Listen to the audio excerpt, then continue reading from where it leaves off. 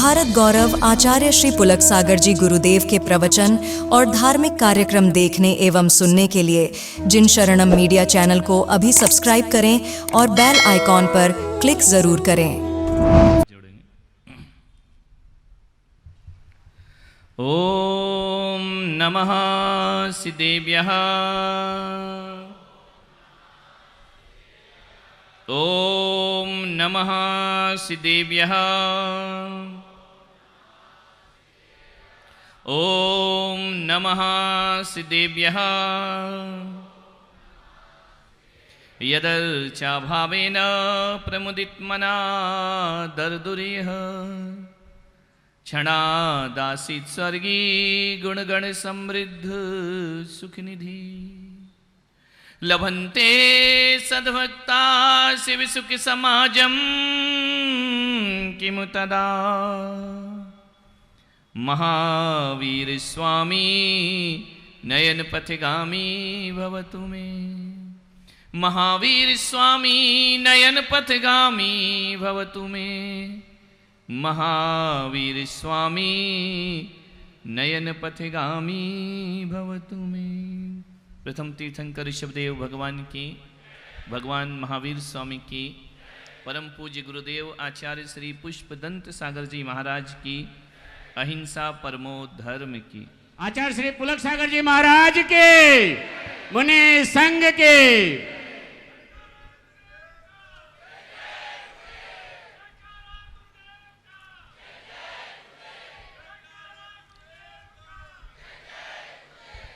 प्यारी प्यारी भव्य आत्मा,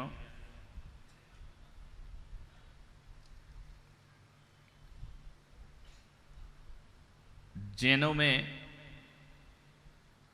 कोई सबसे बड़ा मंत्र है तो नमोकार महामंत्र है। वैदिक परंपरा में देखो तो गायत्री महामंत्र है।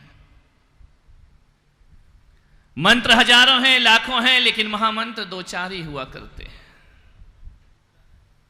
उन दो चार महामंत्रों में नमोकार एक महामंत्र है, गायत्री एक महामंत्र है। सब जपते हैं। ऋषभ जी लोग रोज 3 बार बुलवाते हैं, नमो रिहंताड़म नमो सिद्धाड़म। मुझे बहुत अच्छा लगा, क्योंकि हर जगह ऐसा नहीं होता है कि कब जीवन की शुरुआत तो मंत्र से ही होना चाहिए। और एक बात ध्यान रखना, पानी को ऊपर चढ़ाना है।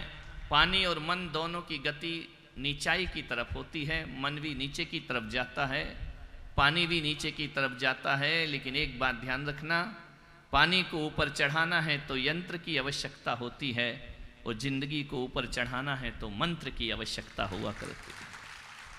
मंत्र से जीवन ऊपर उठता है, यंत्र से पानी ऊपर उठता है। कहां जा रहे चंदू भाई? नाश्ता करो। नहीं समझ गए। जीवन को ऊंचाइयों पर पहुंचाना है तो महामंत्र होना चाहिए। महामंत्र ज्यादा नहीं हुआ करते हैं, 2-4 ही मंत्र होते हैं। ऐसे तो दुनिया में लाखों हजारों मंत्र हैं। ध्यान रखिए, 84 लाख मंत्र भी इस धरती पर हुआ करते हैं। लेकिन मैं पुलक सागर कहता हूं कि कोई सा भी मंत्र जपो, कोई सा भी नाम जपो। अरे ध्यान रखना, उल्टा जपो या सीधा जपो, कोई फर्क नहीं पड़ा करता है। एक अम्मा मेरे पास आई, बोले महाराज ये बताओ मैं नमोकार मंत्र कैसा जपूं, मुझे शुद्ध आता है या नहीं, आप सुन लो। मैंने कहा अम्मा, मंत्र शुद्ध हो या अशुद्ध हो कोई बात नहीं, तेरा मन शुद्ध है या नहीं ध्यान रखना। शुद्ध मन से अशुद्ध मंत्र भी पढ़ लो तो जीवन का कल्याण हो जाता है। ध्यान रखिए, वाल्मीकि के जाप का निकला यह परिणाम कि मन में श्रद्धा चाहिए, मरा कहो या राम, कोई फर्क नहीं पड़ता है। और हमारे यहां तो कहा गया है कि आड़म ताड़म कहने वाले निरंजन भी अंजन भी निरंजन, आड़म ताड़म कछु न जाड़म। बस श्रद्धा से भगवान का नाम लिया जाता है। मान्यवर, लाखों करोड़ों मंत्र होंगे, हर मजहब के प्राणी के पास कोई ना कोई मंत्र जरूर होता है। इस्लाम को भी देखो, भले मूर्ति ना पूजे लेकिन उनके यहाँ भी कोई मंत्र हुआ करता है माला जपने के लिए। ईसाइयों के पास भी माला जपने को होती है, हिंदू के पास भी माला जपने को होती है, जैन भी माला जपते हैं, अरे मूर्ति पूजक भी माला जपते हैं, और स्थानक वाले भी माला सार्वजनिक है। हर धर्म में माला है। किसी भी मजहब का आदमी हो, उसके पास कोई ना कोई प्रभु का मंत्र जरूर है, प्रभु का नाम लेने का साधन उसके पास जरूर है। लेकिन मैं पुलक सागर आपसे निवेदन करने जा रहा हूं कि कितने भी मंत्र आप जपो, कितने भी श्लोक आप पढ़ लीजिए, कितनी भी माला फेर लीजिए, जिंदगी माला फेरते फेरते चली जाती है, जीवन में कोई चमत्कार घटित नहीं हुआ करता है। ध्यान रखिए, मेरा आपसे निवेदन है, हर मंत्र छोटा है जब तक उस मंत्र में, चाहे नमोकार मंत्र हो, चाहे वह गायत्री महामंत्र हो, अरे इन मंत्रों में जब तक प्रेम नहीं हुआ करता है तब तक उन मंत्रों का कोई अर्थ नहीं हुआ करता है। एक बात ध्यान रखना, ना नमोकार बड़ा मंत्र है, ना गायत्री बड़ा मंत्र है। दुनिया का सबसे बड़ा यदि कोई मंत्र है तो प्रेम जीवन का महामंत्र हुआ करता है। ध्यान रखिए, प्रेम से बड़ी माला क्या होती है? प्रेम से बड़ा, फोटो खींच ले भाई, कितने खींचेगा? अच्छा ठीक, वीडियो लेना है ले ले, क्या करें, हम चीज ही ऐसी हैं। खींचने की चीज है, खींचो, लेकिन खींच काच के एक तरफ खींच जा। विचार करना है, यदि प्रेम नहीं है तो सब मंत्र बेकार है। प्रेम है तो मूर्ति भगवान है, और प्रेम नहीं तो मूर्ति सिवा पत्थर के और कुछ नहीं हुआ करती है। प्रेम जीवन में बहुत जरूरी। प्रेम की माला फेरो। मान्यवर, मालूम है आपको, जीसस ने कहा लव इज गॉड, प्रेम ही परमात्मा है। कबीर कहते हैं कि ढाई आखर प्रेम का पढ़े सो पंडित होए, पोथी पढ़ पढ़ जग मरा पंडित भया। ढाई अक्षर का प्रेम पढ़ लो, उससे बड़ा ज्ञानी, उससे बड़ा विद्वान दुनिया में कोई दूसरा नहीं होता। रही मन धागा प्रेम का, मत दीजो चटकाए, और तोड़े से फिर ना जुड़े, और जुड़े तो गांठ। रहीम ने भी कहा कि प्रेम सबसे बड़ी चीज है। कहीं मेवाड़ में मीरा गाती है, केरी में तो प्रेम दीवानी मेरा दर्द न जाने। कोई ध्यान रखना, हर जगह प्रेम। तुम भी तो कहते हो ना, तुमसे लागी लगन ले लो अपनी शरण पारस प्यारा, और मैटो जी संकट। तुमसे लागी लगन, लगन यानी प्रेम। ध्यान रखना, प्रेम बिना पूजा बेकार, प्रेम बिना माला बेकार, प्रेम बिना दीक्षा बेकार, प्रेम बिना संसार बेकार। इसलिए मैं आपसे कहता हूं, जाघर प्रेम न संचरे, ताघर जान मसान। कहा है कि जिस घर में प्रेम नहीं होता है ना, वो घर घर नहीं शमशान घाट होता है। ध्यान रखना, कभी किसी कब्रिस्तान पर देखना, बरसों मुर्दे लेटे रहते हैं। वो लेटे तो हैं, कब्र एक दूसरे से सटी है, लेकिन एक दूसरे से बोलते नहीं हैं, बात नहीं करते हैं, उनका प्रेम संचार नहीं हुआ करता है। तो जिस घर में चार बेटे बहू आपस में बोलते नहीं हैं, वो घर घर नहीं शमशान के समान हुआ करता है। ध्यान रखना, अपने घर को मंदिर बनाने का प्रयास मैं वही करूंगा। बन गया एक तीर्थ जिन शरणम, अब नहीं बनाना। पत्थरों के तीर्थ बहुत बना लिए, आओ दिलों को तीर्थ बनाने का हम प्रयास करें। क्या होगा इन पत्थरों के तीर्थों से? भगवान के प्रति प्रेम ना जगा तो मूर्तियां रखी रहेंगी मंदिरों में, कोई इनका अभिषेक करने वाला दिखाई नहीं देगा, कोई पूजा करने वाला दिखाई नहीं देगा। मैं तो कहता हूं कि अब पत्थरों की मूर्तियों की प्रतिष्ठा कम हो, और इंसान में इंसानियत और भक्ति की प्रतिष्ठा सबसे पहले। अब तो भगवान की प्रतिष्ठा कम करो, भक्तों की प्रतिष्ठा ज्यादा करो। ध्यान रखना, भक्त प्रतिष्ठित होना चाहिए। तुम नहीं तो मंदिर क्या करेंगे? ध्यान रखना, अश्क में भीगी हुई मुस्कान का हम क्या करेंगे? अश्क में भीगी हुई मुस्कान का हम क्या करेंगे? और छल फरेबों में मिले सम्मान का हम क्या करेंगे? और काम जो इंसान के इंसान ही ना आ सका, तो फिर पूजते मंदिरों में भगवान का हम क्या करेंगे? पूजते मंदिरों में भगवान का हम क्या करें? प्रेम जागृत करिए। ध्यान रखना, तीन शब्द है, प्रार्थना, प्रेम और वात्सल्य। ध्यान रखना, 3 शब्द हैं हमारे पास। महावीर ने प्रेम शब्द का उपयोग नहीं किया। महावीर ने अपने जीवन में, अपने चिंतन से, अपनी साधना से साधर्मी वात्सल्य की बात कही है। जीसस ने प्रेम शब्द का उपयोग किया तो महात्मा बुद्ध ने करुणा का उपयोग किया, प्रार्थना का उपयोग किया, प्रेयर का उपयोग किया। बुद्ध कहते हैं प्रार्थना करो, महावीर कहते हैं वात्सल्य भाव रखो, जीसस कहते हैं प्रेम ही परमात्मा है, इससे बड़ा परमात्मा कोई दूसरा नहीं होता है। मैं आपसे निवेदन करता हूं, तीनों महापुरुष अपनी अपनी जगह सही है। हमारी जिंदगी 3 आयामों से गुजरती है, बचपन, जवानी और बुढ़ापा। मैं आपसे निवेदन करना चाहता हूं, हमारी जिंदगी में इन 3 आयामों में 3 लोगों से हमारे संबंध बनते हैं। एक तो हमसे जो छोटे हैं उनसे हमारे संबंध हुआ करते हैं, एक जो बराबर वाले हैं उनसे हमारे संबंध हुआ करते हैं, और एक हमसे जो उम्र में बड़े होते हैं उनसे हमारे संबंध बना करते हैं। मैं पुलक सागर आज आपको एक सूत्र देने जा रहा हूं कि अपने से छोटे जो हों, अपने से बड़े जो हों, और अपने बराबर वाले जो हों, ध्यान रखना, जो अपने बराबर वाले हैं उनसे तो प्रेम का रिश्ता होना चाहिए, पति पत्नी के बीच में प्रेम का रिश्ता होना चाहिए, और जो अपने से बड़े हैं, बुजुर्ग हैं, उनसे प्रार्थना का रिश्ता होना चाहिए, और जो अपने से छोटे हैं उनमें वात्सल्य भाव हमारे अंदर होना। 3 जगह से आपकी जिंदगी 3 के अलावा चौथा कहां अपने पल्ले पड़ता है? अशोक जी, या बुजुर्ग पढ़ेंगे, या बच्चा पढ़ेगा, या हमराही हम सफर, और तो चौथा कोई होता ही नहीं है। तीनों के लिए एक एक महात्मा बना दिए गए। साधर्मी प्रेम रखो। प्रेम की भाषा तो वो भाषा है जिसे बहरा भी सुन लेता है। ध्यान रखना, प्रेम की भाषा तो वो भाषा है जिसे गूंगा भी समझ जाता है। प्रेम की भाषा तो वो भाषा है जिसे अंधा भी समझ जाया करता है। प्रेम तो वह है जिसका स्पर्श करते ही जीवन आनंद से भर जाया करता है। ध्यान रखिए, प्रेम को कौन नहीं समझता? हर कोई समझता है प्रेम को। प्रेम की भाषा से भावनाओं को पढ़ने का विचार करिए, प्रयत्न करिए। किसी को इंग्लिश नहीं आती, किसी को हिंदी नहीं आती, किसी को गुजराती नहीं आती है, किसी को मराठी नहीं आती है, किसी को कन्नड़ नहीं आती है।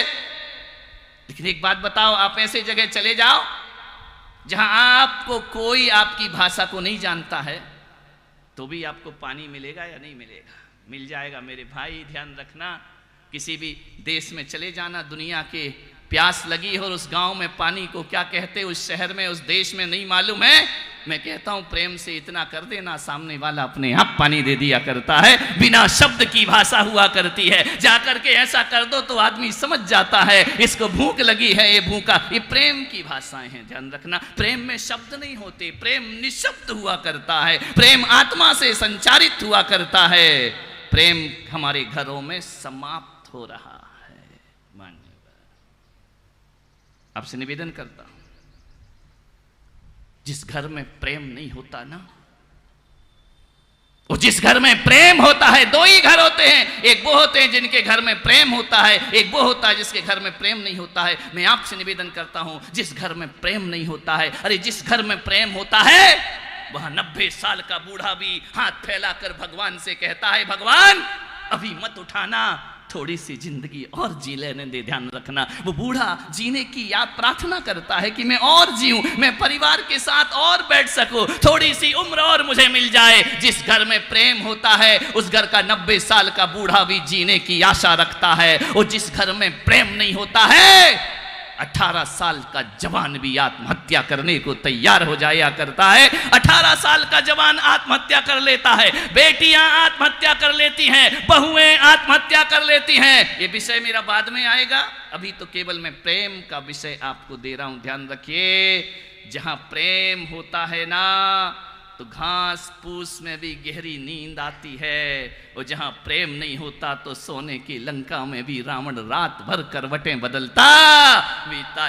ध्यान रखना, घास फूस की कुटिया में राम कितने आराम से सोते थे, सोने की लंका में, सोने के सेज पर, मखमल की सेज पर रावण को नींद नहीं आती थी। ध्यान रखिए, प्रेम रखो। क्या रखा है धन दौलत रुपए पैसे में, सोचना है। आज 5 जून है, पर्यावरण दिवस है। आज धरती जल रही है, नष्ट हो रही है, खाक हो रही है। कोई भी ऋतुएं जैसी नहीं लगती हैं हमारे देश में। अब पता नहीं पड़ता कब गर्मी आ जाए, कब बरसात आ जाए, कब सूखा पड़ जाए, कुछ नहीं कह सकते। स्थिति बहुत खराब है, धरती तरस रही है। धरती एक ही है पूरे विश्व में, ध्यान रखना। लेकिन आज इस धरती को खतरा किसी दूसरे ग्रह से नहीं, धरती को खतरा है तो हम धरती के निवासियों से धरती को खतरा हो रहा है। धरती सिकुड़ रही है, धरती जल रही है। मान्यवर, आपसे निवेदन कर रहा हूं, कोई भी मौसम जैसा ना रहा। हम 4 बजे सुबह उठते हैं, आकाश की तरफ देखते हैं ना, एक पंछी की चहचहाहट दिखाई नहीं दिया करती है, कलरव सुनाई नहीं दिया करता है। धरती के वो हालात हो गए हैं, नल भी चलाओ तो ऐसे पानी गिरता है टप टप करके, जैसे किसी ने ग्लूकोज की बोतल अपने हाथ में लगा रखी हो। ध्यान रखिए, ये हालात है हमारे देश के। ये हमारे मानव ने ये हालात कर दिए देश के। अनाधुंध जंगल काट दिए, कंक्रीट के जंगल बना दिए। ध्यान रखना, वातावरण तो बिगड़ेगा। प्रकृति से छेड़छाड़ करोगे, प्रकृति तुम्हें खाक में मिला के रख देगी। ध्यान रखना, जंगल नहीं है। विचार करिए, बाबूजी यहां पर बैठे हुए हैं, उन्होंने वो भी दिन देखे होंगे अपने जीवन में कि जब एसी नहीं था और कूलर नहीं था। गांव में रहते थे, नीम की ठंडी ठंडी हवा में खाट डालकर आदमी गहरी नींद सोता था। किसी एसी और कूलर पंखे की जरूरत नहीं हुआ करती थी। आदमी बड़े आराम से सो जाया करता था। सुबह की ठंडी ठंडी पवन आती थी, मन को आह्लाद से भर दिया करती थी। आज कुछ नहीं है, आज पक्षियों का कलरव नहीं है। विचार करिए, सब पक्षी बेमौत मारे गए, जंगल काटे जा रहे हैं, जंगल का जानवर भयभीत होकर के घूम रहा। क्या हो गया इस इंसान को? क्यों अपना सर्वनाश करने के लिए इंसान तुला हुआ है? क्यों पृथ्वी का विनाश करने के लिए इंसान तुला हुआ है? इतना विकास कर लिया, हो गया ना, सबका साथ सबका विकास हो गया कल। ध्यान रखना, मान्यवर आपसे निवेदन है, ऐसा विकास कि जहां पर ठंडी ठंडी बयार फूलों के बगीचे होना चाहिए, आज बड़े बड़े कल कारखानों की चिमनियों ने पूरे वायु को हमारे दूषित करके रख दिया है। नदियां प्रदूषित हो गई हैं हमारी। ध्यान रखना, अब गंगा में नहाओ तो कोई नहीं कहता है कि हम पवित्र होकर के निकले। गंगा ही इतनी अपवित्र हो गई है, तुम्हारी फैक्ट्रियों के केमिकल गंगा को बर्बाद करके रख रहे। ध्यान रखना मान्यवर, हमारे बुजुर्ग वो जो बुजुर्ग थे कि जब एक कोई व्यक्ति आम का पेड़ लगाता था ना, तो कोई कहता था कि बाबूजी आप तो खा नहीं पाएंगे, क्योंकि आम बड़े देर से फलता था पहले जमाने का।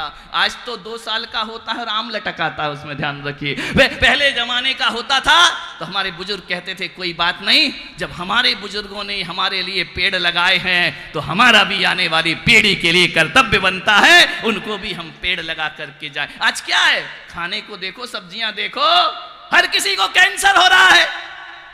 लोग कहते हैं जो शराब पीते हैं, तंबाकू खाते हैं, उनको कैंसर होता है। अरे महिलाएं तो कुछ नहीं करती, उनको भी कैंसर हो जाया करता है। अब तो साधु संतों को भी कैंसर होने लगा है। ये कौन सा व्यसन करते, ये कौन सा नशा करते हैं मेरे भाई? जरूर कहीं ना कहीं गड़बड़ी है। हर भोजन में कीटनाशक है, हर फसल में कीटनाशक है।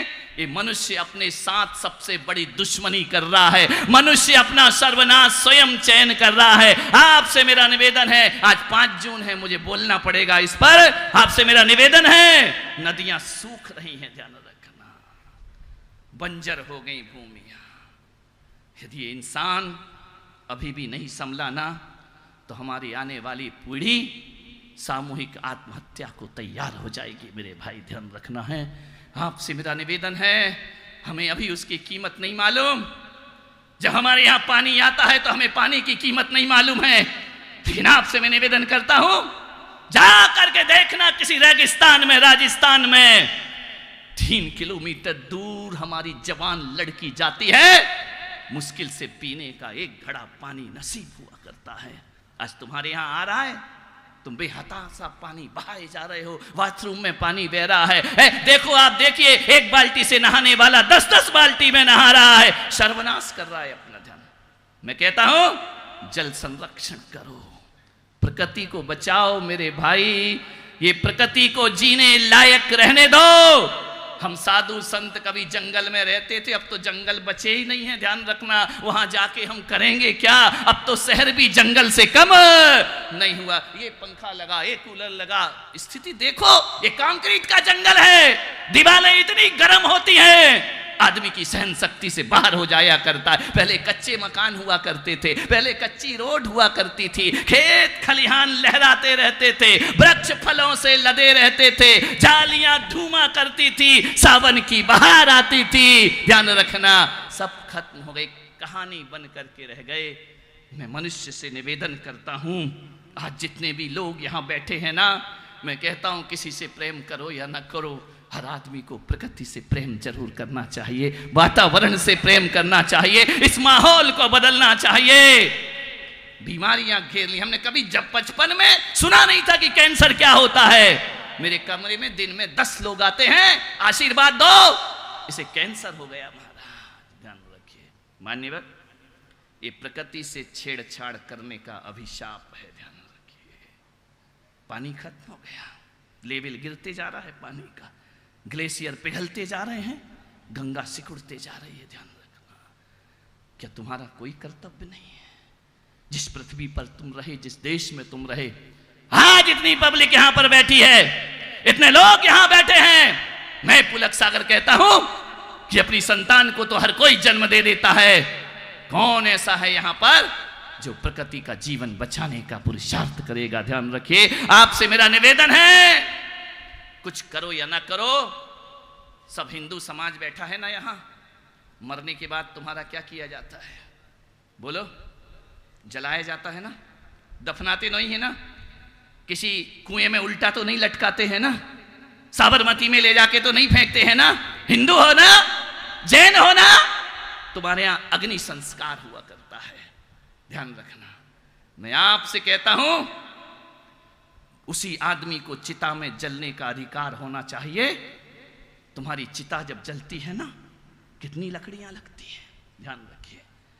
उसी आदमी को चिता में जलने का अधिकार होना चाहिए इस देश में, जो जीते जी अपनी जिंदगी में 50 पेड़ लगाने की ताकत रखता हो। ध्यान रखिए, 50 पेड़ लगाइए अपने जिंदगी में, वृक्ष लगाइए, वृक्षारोपण करिए। और यदि आपने अपनी जिंदगी में एक भी पेड़ नहीं लगाया है, तो मैं पुलक सागर कहता हूं, तुम किस हक से लकड़ियों में अपनी अंतिम संस्कार किया करते हो? ध्यान रखना, आजकल तो इलेक्ट्रिक आ गए हैं, बटन दबाई स्वाहा। ध्यान रखना, नहीं मेरे भाई, हम हिंदू हैं, हम जैन हैं, हम बौद्ध हैं, हम उस सनातन परंपरा के लोग हैं जो पुनर्जन्म पर विश्वास रखा करते हैं। जो पुनर्जन्म पे विश्वास नहीं रखते वो दफनाते हैं, और जो पुनर्जन्म पे विश्वास रखते हैं वो अग्नि संस्कार किया करते हैं।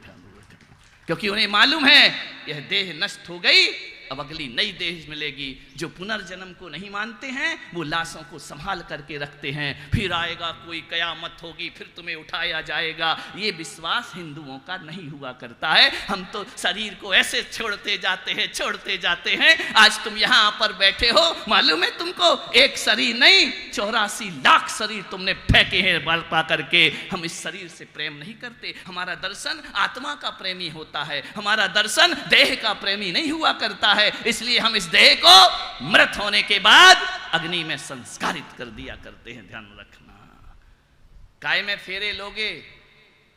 गैस के स्टोव में, इलेक्ट्रिक हीटर में फेरे लगाओगे 7 फेरे? मेरे भाई, अग्नि कहां से पाओगे यदि वृक्ष नहीं होंगे? ध्यान रखना, कौन सीता अग्नि परीक्षा देगी? अब तो गैस परीक्षा देना पड़ेगी। ध्यान रखना, क्या मतलब है देने से?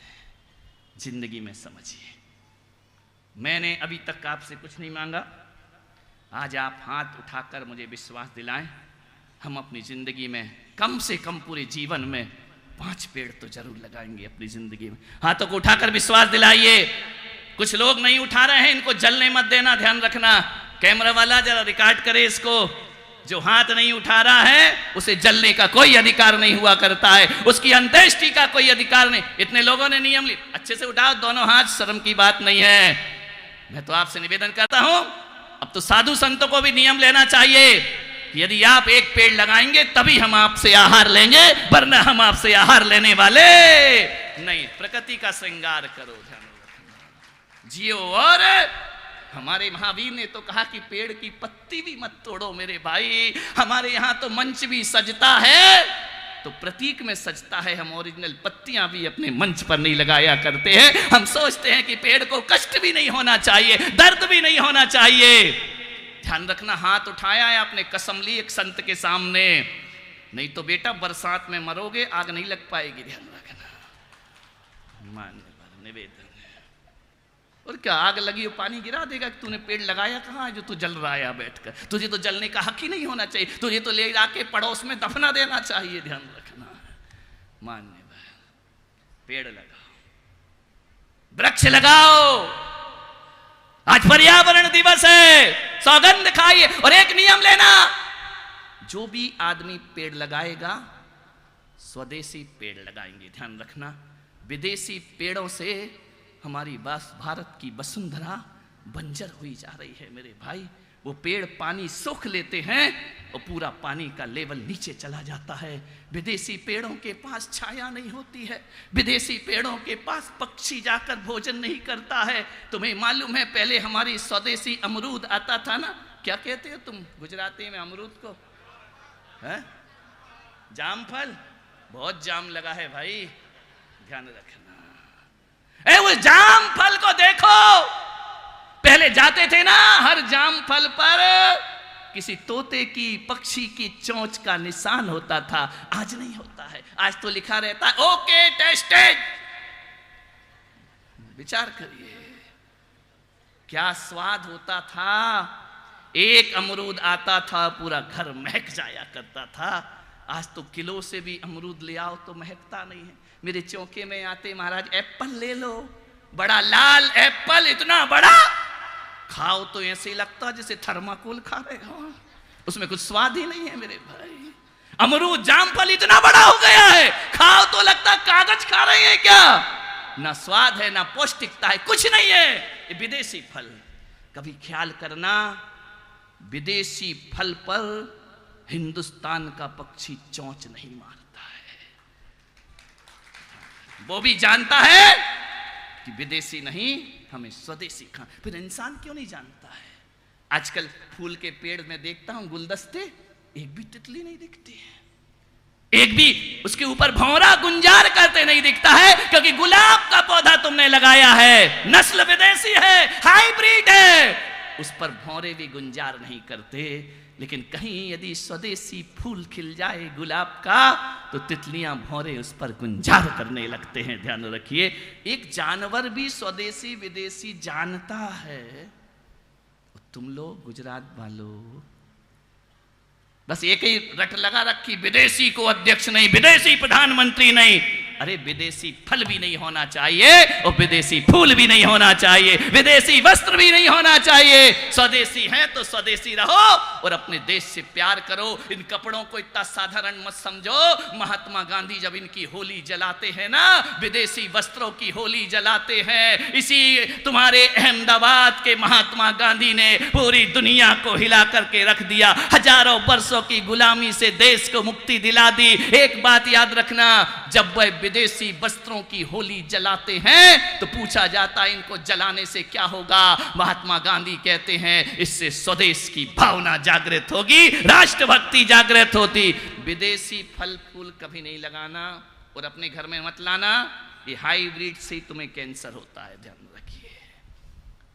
फार्म हाउस लो, आजकल फार्म हाउस का सिस्टम चल गया है, पैसा बहुत है, इन्वेस्टमेंट करना, रखें कहां?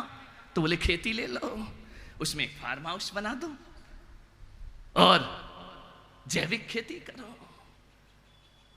छिड़काव वाले केमिकल वाली दवाएं मत खाओ, मत इनका उपयोग करो जीवन में। और साधु क्या करें? तुम जैसा लाओगे, मन शुद्धि वचन शुद्धि, काहे की शुद्धि। जो है लाके खिलाए, हम भी खा, करे क्या, एक दिन हो तो छोड़ दे, हमें भी तो जीना है ना। ध्यान रखिए, मान्यवर निवेदन है आपसे, हर वो पेड़ लगाना, ये नहीं कि जाके इतना सा पौधा लगा दिया बोले हमने वृक्षारोपण कर दिया। नहीं, तुम बहुत होशियार हो। यहाँ के गमले पे हाथ लगाओगे, फोटो खिंचाओगे, एक बैनर लगा दोगे, हमारे मंडल ने पर्यावरण दिवस मनाया। धत तरीके की पर्यावरण दिवस है, धोखेबाजी छल फरेबों के सम्मान। मैंने तो आज तक देखा ऐसे ऐसे मंडल मंच बन गए हैं कि महावीर स्वामी के जुलूस निकल रहा है, बैनर अपना लगा दिया, बोले हमारे मंडल ने महावीर जयंती निकाली, खाक निकाली, मर गए कार्यकर्ता कर करके भाग दौड़ के, तुमने अपना बैनर टिपका दिया। ध्यान रखना, ऐसा मत करो मेरे भाई। पेड़ लगाना, वृक्ष लगाना, छायादार लगाना, फलदार लगाना, और हर रोड के किनारे लगाओ, ताकि हम साधु संत विहार करें तो हमें पेड़ों की छाया प्राप्त होना चाहिए। कहीं भी मत लगा दो कि पेड़ कहीं दम घुट जाए, वो कहे आज से अच्छा तो नहीं लगाते तो अच्छा था। है? गमले अमले में नहीं, छायादार पेड़ लगाइए। पर्यावरण लगाओगे, विश्वास दिलाओ जरा तालियां बजा करके। क्या बात है, कुछ महिलाएं नहीं बजा रही हैं, बजा लो, नहीं तो प्रकृति तुम्हें बजाएगी। ध्यान रखना, यही निवेदन। ये तो थी आज की बात। मैं पुलक सागर इस ज्ञान गंगा महोत्सव में आपको एक पौधा और देना चाहता हूं। एक पौधा यहीं से दूंगा, इसी सभा से दूंगा, सब लोग अपने घर ले जाना। ध्यान रखना, आपसे निवेदन है। मैं यदि आपको तुलसी का पौधा दूं ना, तो मुसलमान कहेगा मैं क्यों लगाऊं, ये तो हिंदुओं के देवी देवता है। जैन कहेगा हम क्यों लगाएं, ब्राह्मण कहेगा हम लगा लेते हैं। इससे कुछ ना, मैं आपको तुलसी का पौधा देना चाहता हूं। हालांकि तुलसी का पौधा जिस आंगन में लगा होता है ना, हजारों बीमारियां उस घर में आने से रुक जाया करती है। ध्यान रखना, हर आंगन में एक तुलसी का विरवा होना चाहिए। चाहे तुम उसे भगवान का रूप दो, चाहे अपने स्वास्थ्य का रूप दो, तुलसी हर घर में होना चाहिए। ध्यान रखना। लेकिन क्या करें, हमारा देश, इतने लोग सीमा पे शहीद होते हैं, कोई नहीं रोता। तुलसी का पति मिहिर मर जाए तो सारा हिंदुस्तान आंसू बहाता है। वाह, उस तुलसी की बात नहीं कर रहा हूं, वो तुलसी हो गई काम खत्म कल, है ना? समझ गए क्या? ऐसी बातें आपको डायरेक्ट समझ में आती है। हमारा देश वो देश है, जब कोई भी राज्य सत्ता ऊपर चली जाती है ना अहंकार पे, तो हमारा देश उसे नीचे बिठाना भी जानता है। ये सिंहासन भक्तों का है, अहंकार का सिंहासन नहीं हुआ कर। रात भर में कहानी बदल गई। ध्यान रखना, कोई बात नहीं, गुजरातियों घबराओ मत, तीसरी बार भी तुम्हें हो। समझ गए क्या? मान्यवर निवेदन है आपसे, एक ही आग्रह है आपसे। मैं आपको इस पर्यावरण दिवस पर मैंने आपके लिए वृक्ष लगाने का संकल्प दिया है, पेड़ पौधे लगाने का संकल्प दिया है, और लगा के छोड़ना मत, उसे पानी भी देना है, उसे बड़ा भी करना है। ये नहीं कि पुलक सागर ने कहा गली के किनारे ठोक दिया एक पौधा, चल दिए, मरे तो मरे, जिए तो जिए, ऐसा मत करना। यदि पौधे को ऐसा छोड़ोगे ना, तो बुढ़ापे में औलाद भी तुम्हें ऐसे ही छोड़ के चली जाएगी। ध्यान रखिए, वो बच्चा है, अपने बच्चे की तरह उसे पालो, उसे पानी पिलाओ, उसे बड़ा करो, ट्री गार्ड लगाओ, उसकी सुरक्षा करो। तुम एक पेड़ लगाओगे, हजार तुम्हारी आने वाली पीढ़ियां मरते तम तक तुम्हारी सेवा करने को तैयार खड़ी रहेंगी। पेड़ मैं लेकिन आज मैं एक वृक्षारोपण और आपकी अहमदाबाद में कराना चाहता हूं। ना मैं तुलसी का पौधा दूंगा, ना मैं गुलाब का पौधा दूंगा, ना मोंगरे का दूंगा। ये बात अलग है कि गुलाब की महक बहुत होती है, मोंगरा हृदय को आनंदित कर दिया करता है। इसका मतलब ये नहीं कि कल से मेरे कमरे में तुम ढेर लगा दो, नहीं तो तुम लोग उल्टी बातें बड़ी जल्दी सुनते हो कि कल से फूल ही फूल आ रहे, मोंगरा ही मोंगरा आ रहा है। नहीं, ये सब मुझे नहीं चाहिए। मान्यवर, मैं एक पौधा आज आपको दे रहा हूं, ऐसा पौधा जो जैन के आंगन में भी लगना चाहिए, आंगन तो बचे ही नहीं है, फ्लैट में रहते हो, कहाँ कहाँ आंगन, ध्यान रखना। अरे तुम्हारा गैलरी हो, बालकनी हो, एक पौधा जैन के घर में लगे, हिंदू के घर में लगे, मुसलमान के घर में लगे, ईसाई के घर में लगे, सिख के घर में लगे, एक पौधा मैं आपको दे रहा हूं जो आपको यहां से लेकर के जाना है। और वह पौधा यदि कोई है तो तुलसी का नहीं, वो प्रेम का पौधा है, मोहब्बत का पौधा है, जो हर किसी के आंगन में लगा रहना। तो ध्यान रखना, ये प्रेम का पौधा मुरझाता भी बहुत जल्दी है, लेकिन ध्यान रखना प्रेम के पौधे में जो समर्पण का जल डालते रहेगा उसका पौधा हमेशा हरा भरा रहेगा। ध्यान रखिए, समर्पण के जल से सींचो प्रेम के पौधे को, ध्यान रखिए। आपसे निवेदन है, एक प्रेम का पौधा लगाओ, मोहब्बत की मीनारें हो, और प्रेम के मंदिर इस देश में होना चाहिए।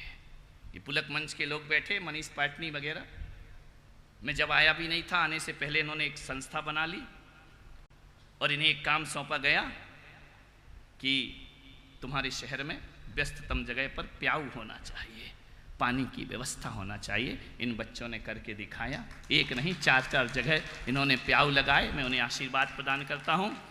मैं आपसे निवेदन करता हूँ कि आदमी के लिए तो प्याऊ लगा दिए, कभी किसी कुंडे में पक्षी को भी पानी रख दिया करो।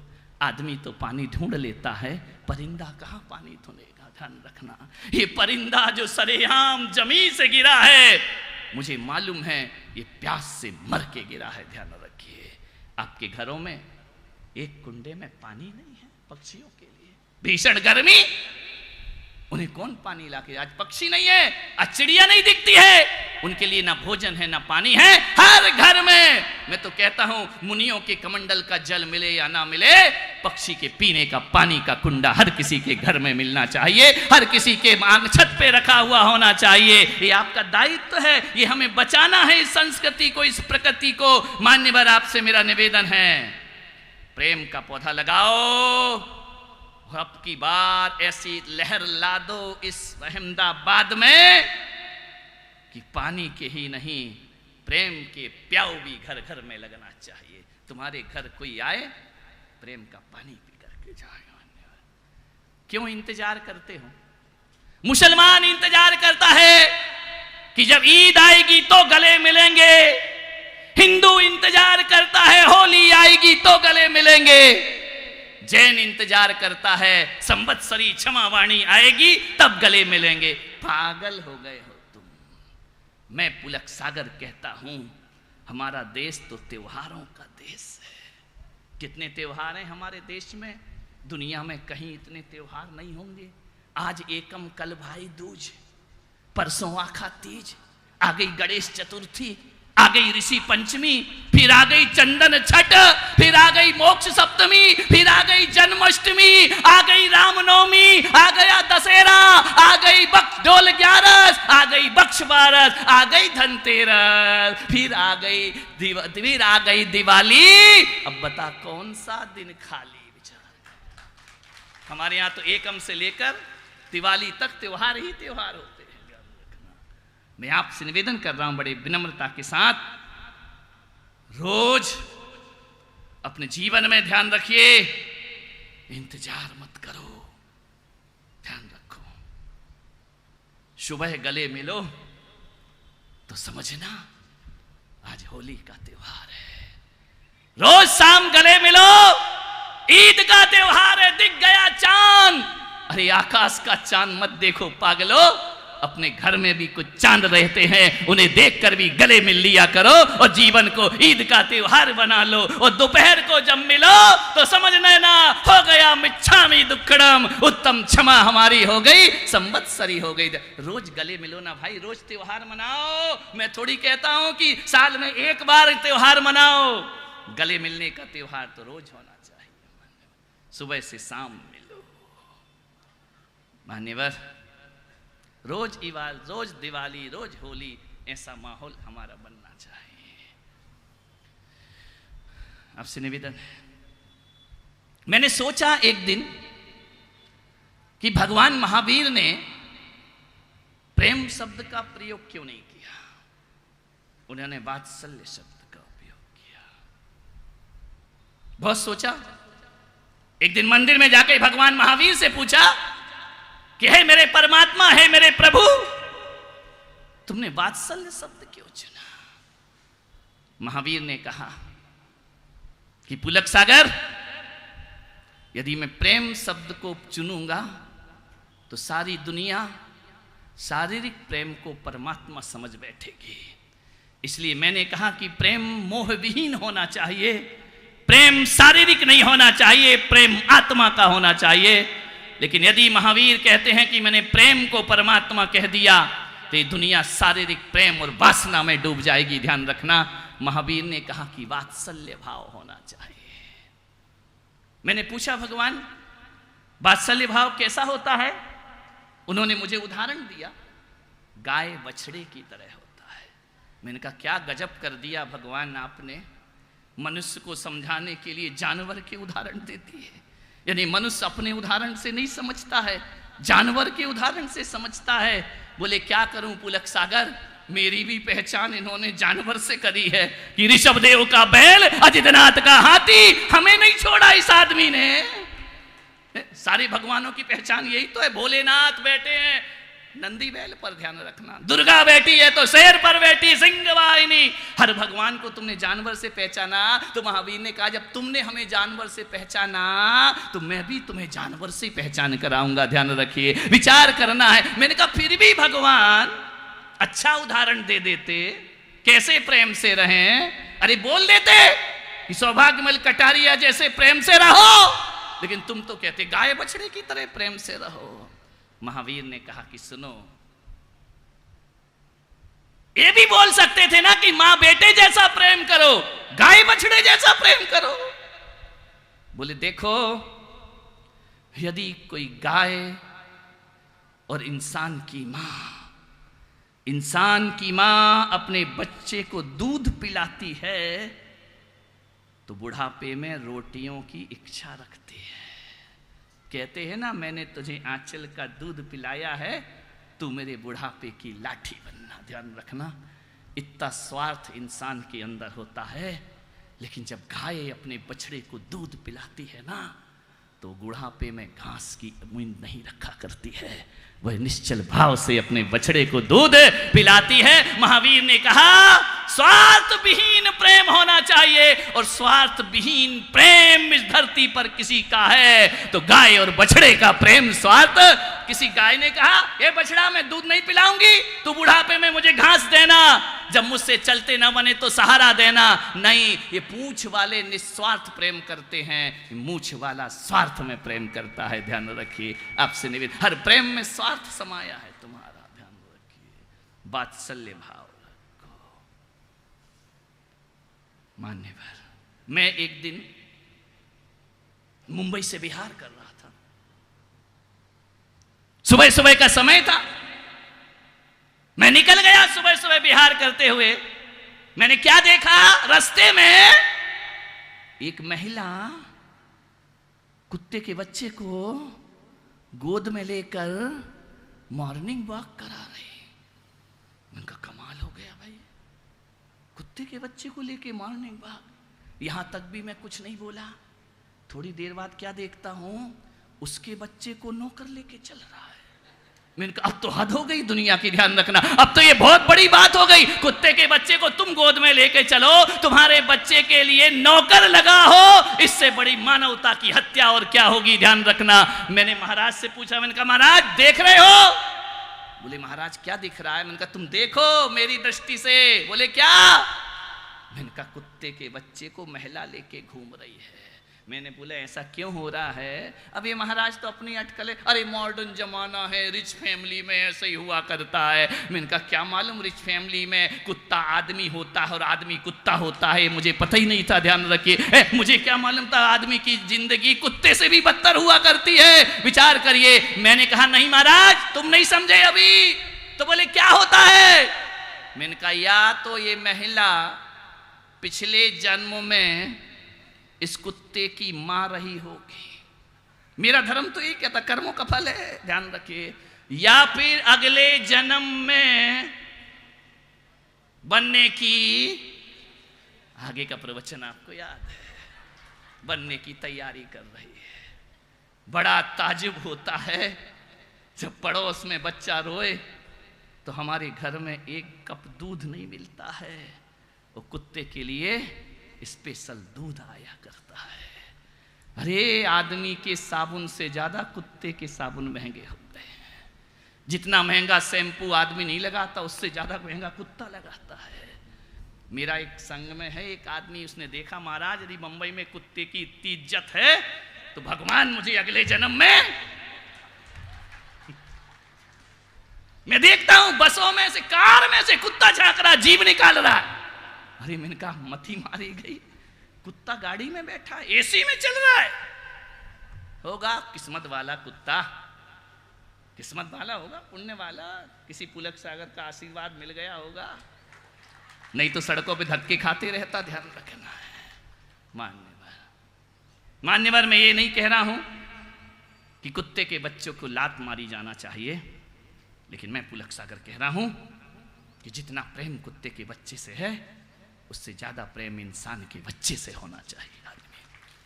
जितना प्रेम तुम कुत्ते को करते हो एक जिठानी देवरानी के बच्चे से उतना प्रेम करना चाहिए, उससे ज्यादा प्रेम करना चाहिए। अपने बच्चे को प्रेम करना भले कम कर दो, लेकिन देवरानी के बच्चे को प्रेम ज्यादा करना चाहिए। ध्यान रखना, तो आपका घर स्वर्ग से ज्यादा सुंदर होगा। एक निवेदन है, छोटी छोटी बातों पे झगड़े हो जाते हैं, छोटी छोटी बातों पे तुम लड़ने लगते हो। ये कैसी मानवता है? आज घर अनबोले हैं, भाई भाई से नहीं बोलता है। ऐसे घर अहमदाबाद में भी होंगे, कोई अपवाद नहीं है।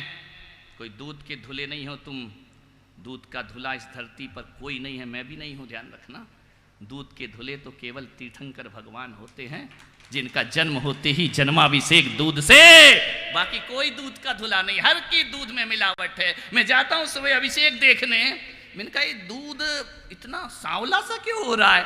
बोले पानी मिला दिया गया है। मैंने कहा धत तेरे की, भगवान को तो प्योर चढ़ा मेरे भाई, उसको भी पानी मिला के चढ़ा। हर जगह घोटाला है। ध्यान रखिए, सोचना है। लड़ाई होती है, घरों में विवाद हो जाते हैं। अब जहां 4 बर्तन होते हैं वहां खटपट तो हमारा क्यों गला फड़वा रहे, अभी भी कह रहे होती है और आगे भी होएगी।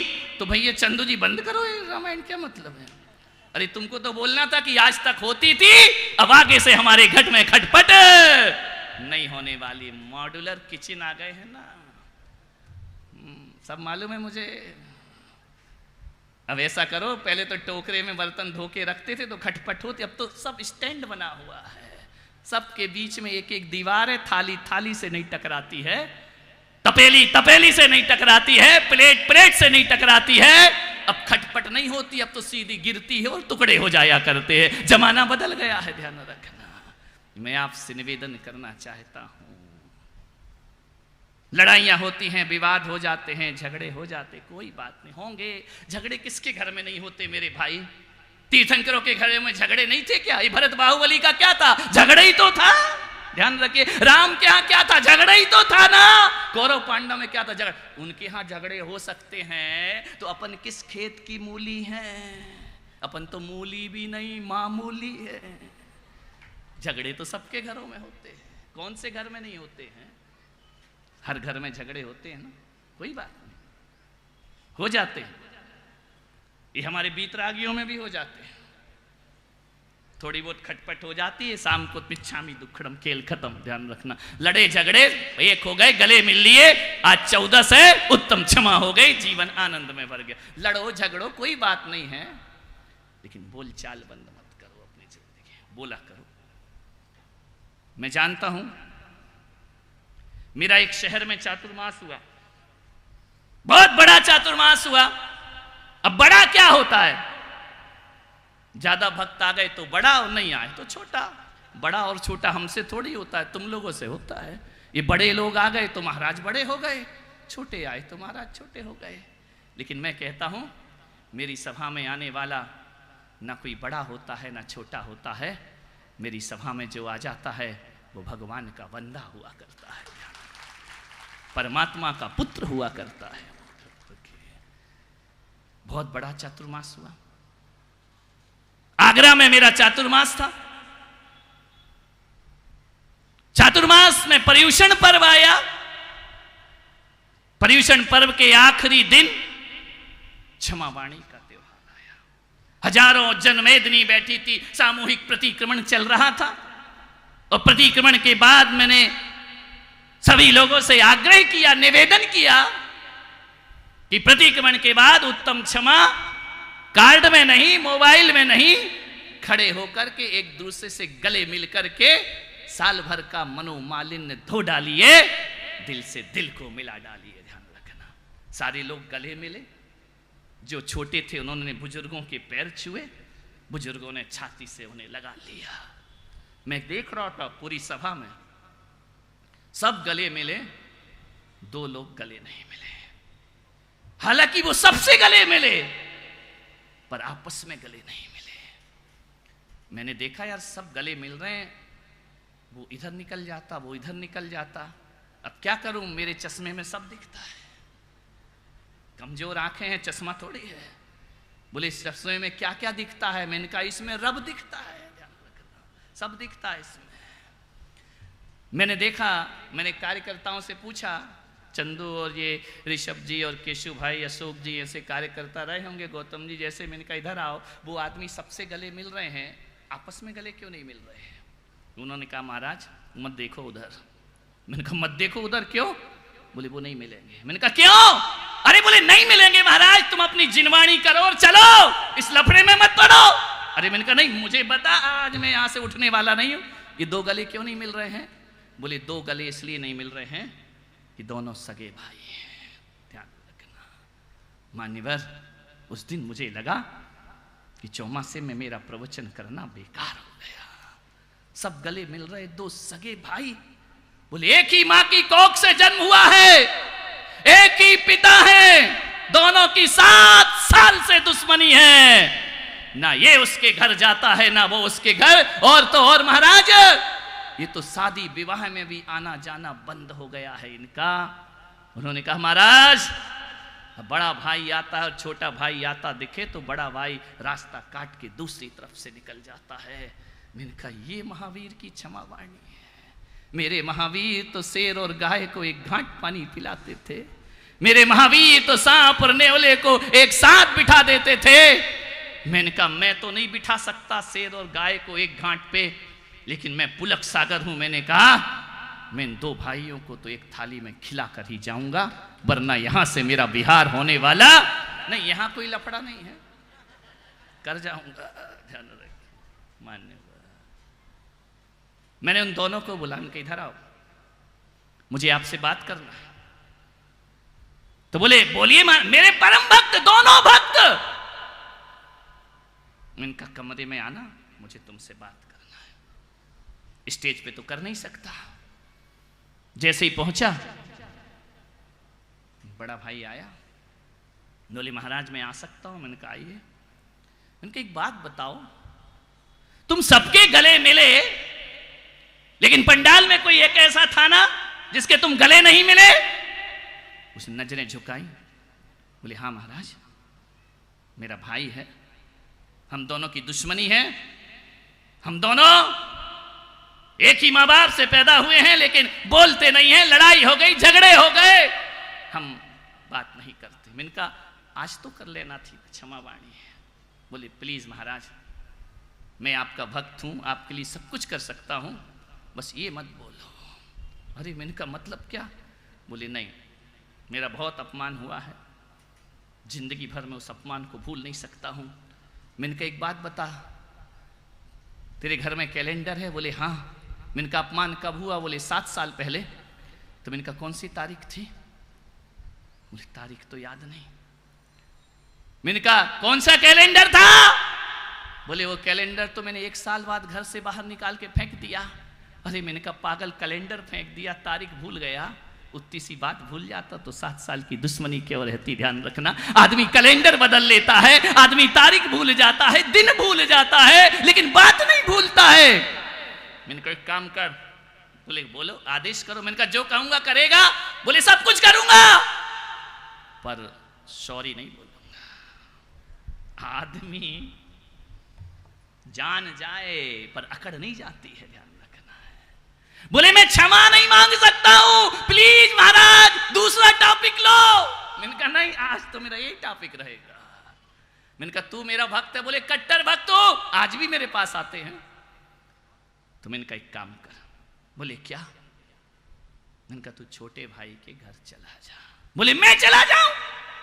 गलती किसकी? मैंने कहा एक बात बता, छाती पे हाथ रख के बोल कि 7 साल की दुश्मनी में क्या तेरा एक बार भी बोलने को मन नहीं हुआ? बोले मन तो बहुत होता है महाराज। तो मैंने कहा बोलता क्यों नहीं है? बस यहीं आके रुक जाता हूं कि पहले कौन बोले, मैं काहे को बोलूं, मैं बड़ा।